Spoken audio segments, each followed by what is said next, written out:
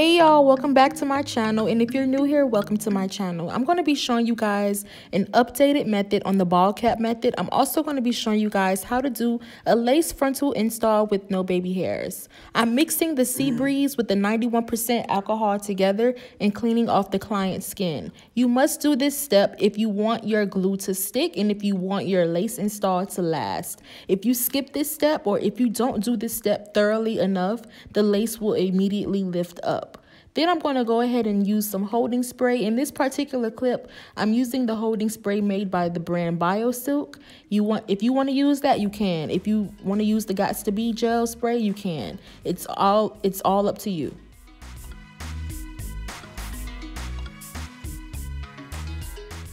Make sure you get every piece of hair, literally every little piece of hair.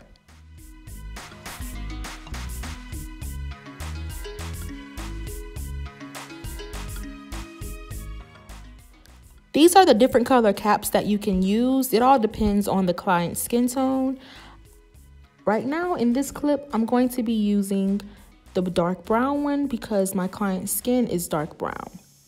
If you have a hard time finding the cap that's closest to your skin complexion, you can just go ahead and use a nude one and just use makeup.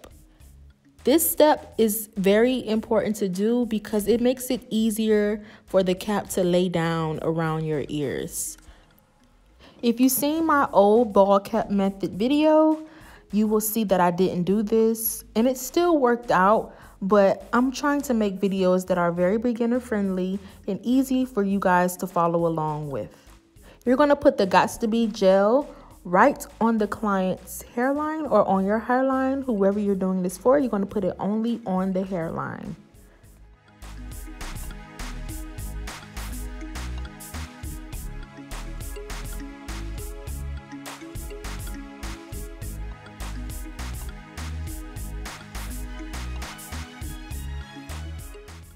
Once again, I'm using the BioSilk holding spray.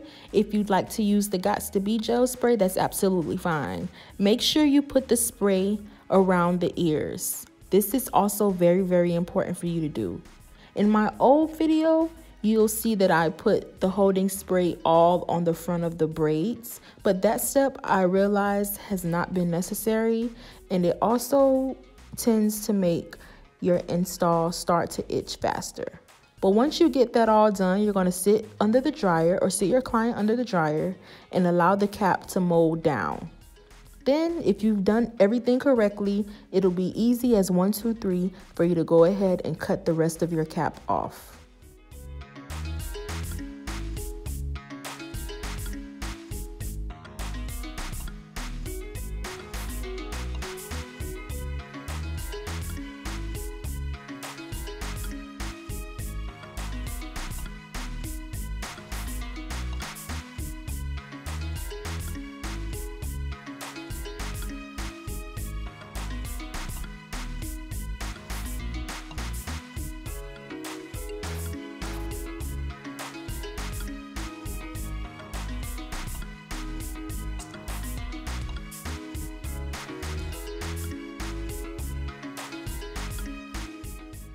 I forgot to add this clip showing me how to use the lace tint, but I have a few videos of me showing it. It's really the same method. It's nothing different. You're just going to spray the lace tint underneath on the back side of the lace and blow dry it, or you can let it air dry. It's up to you.